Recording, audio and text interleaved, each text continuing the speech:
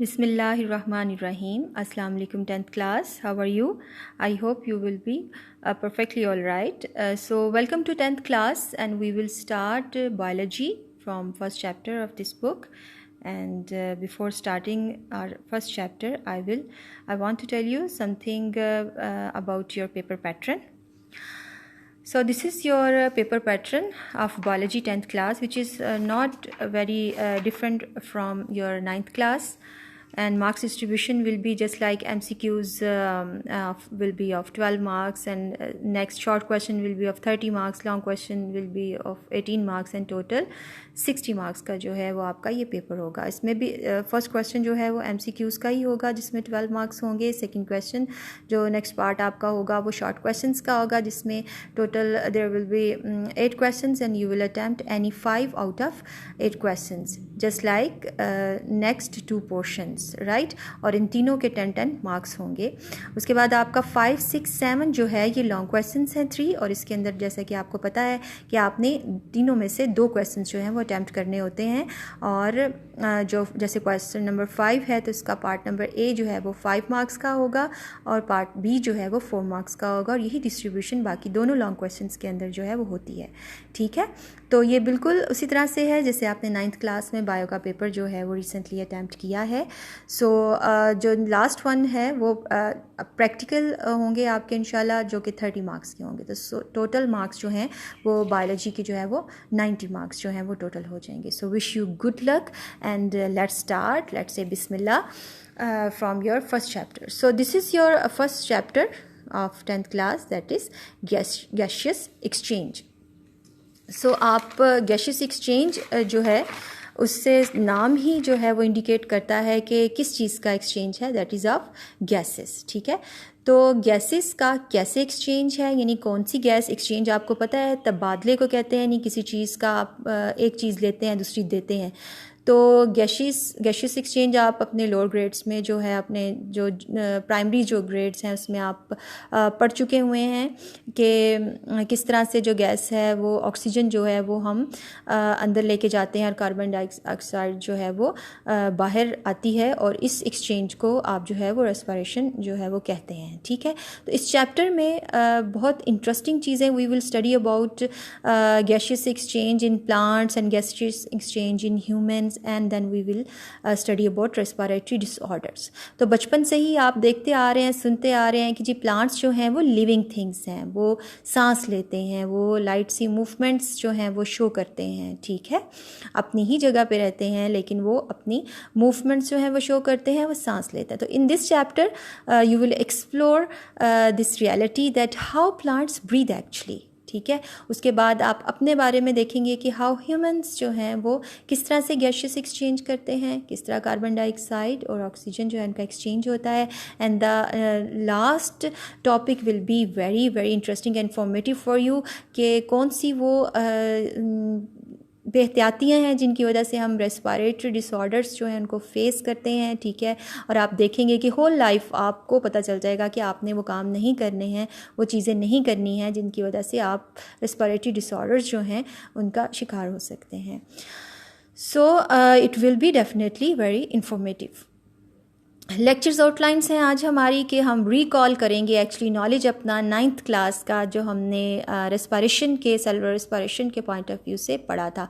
और उसके बाद हम देखेंगे गैसियस एक्सचेंज की डेफिनेशन, एंड गैसियस एक्सचेंज की डेफिनेशन के बाद हम देखेंगे ब्रीदिंग और respiration and the difference of breathing respiration.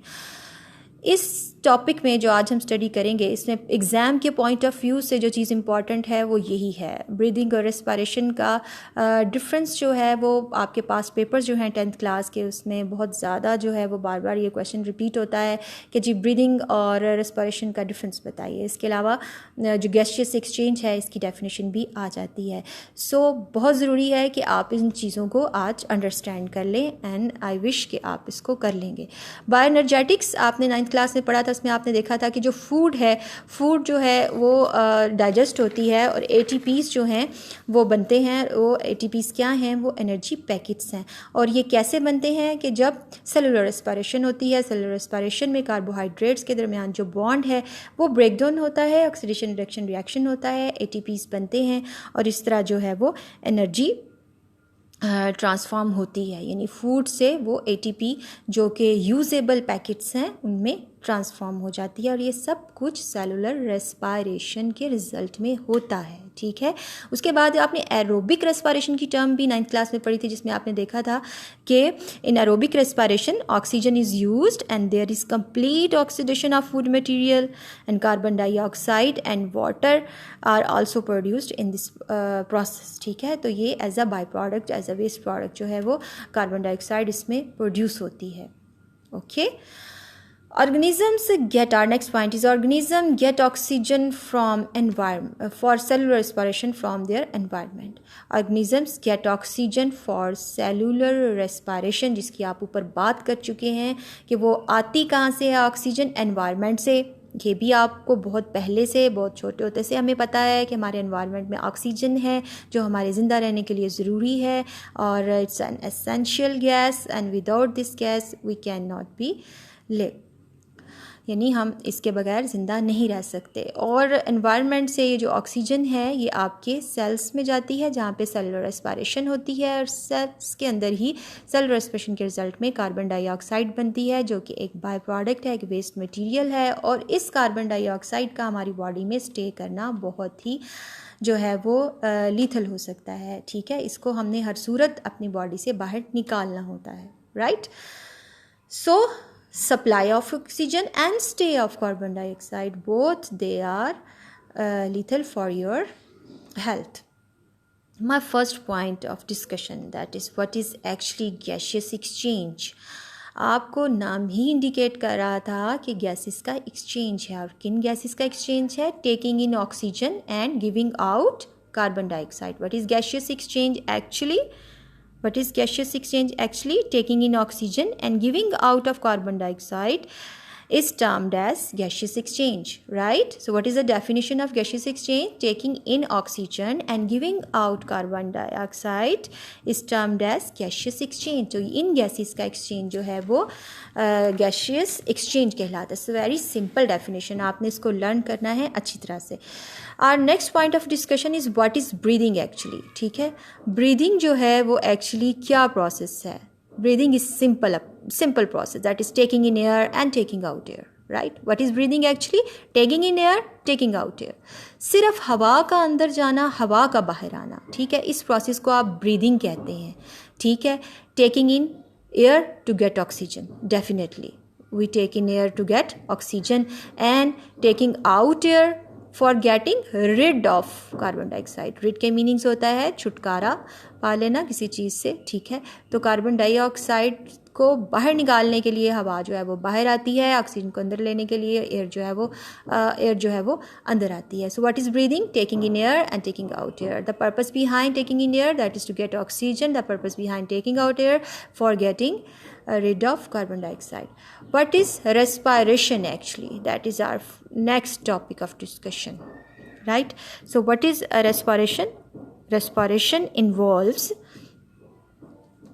mechanical and biochemical processes. Respiration involves the mechanical and biochemical processes, right?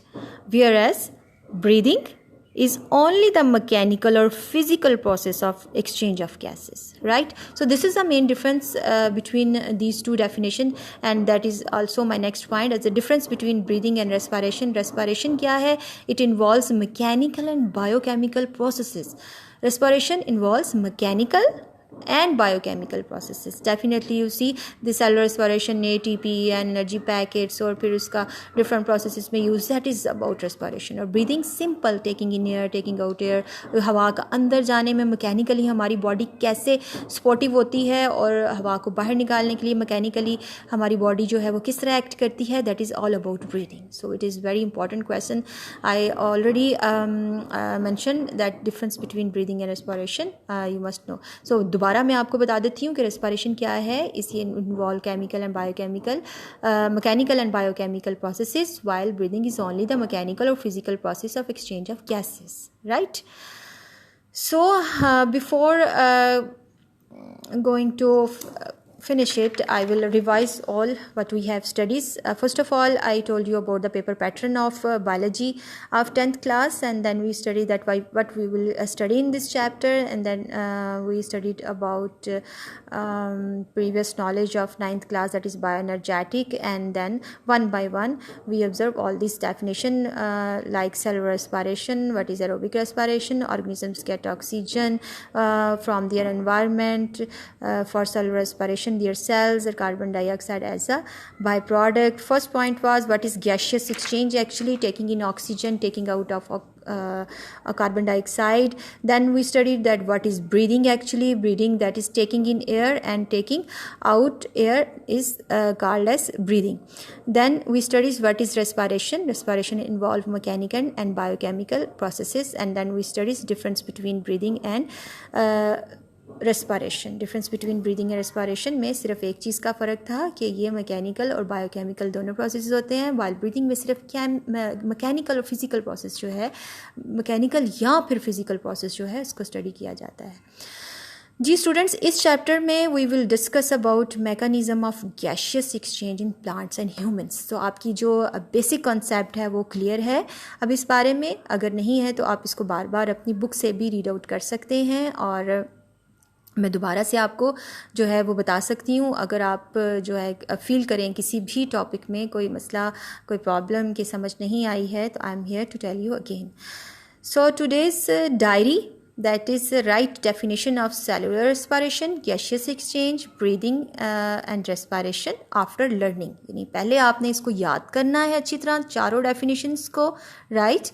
और आपने इसका डिफरेंस अपने जहन में रखना है. इंशाल्लाह जब आप आएंगे तो मैं आपसे orally भी पूछूंगी, और ये लर्निंग करके आपने इन definitions जो हैं उनको लिखना है, स्पेलिंग्स चेक करने हैं कि कोई मिस्टेक तो नहीं है. उसके बाद आपने 1 to 2 MCQs कोशिश करें कि इस जो है वो पैराग्राफ्स जो हैं वो इनिशियल वाले जो हैं ये इनमें से आप 1 to 2 MCQs जो हैं वो बना लें. Thank you very much.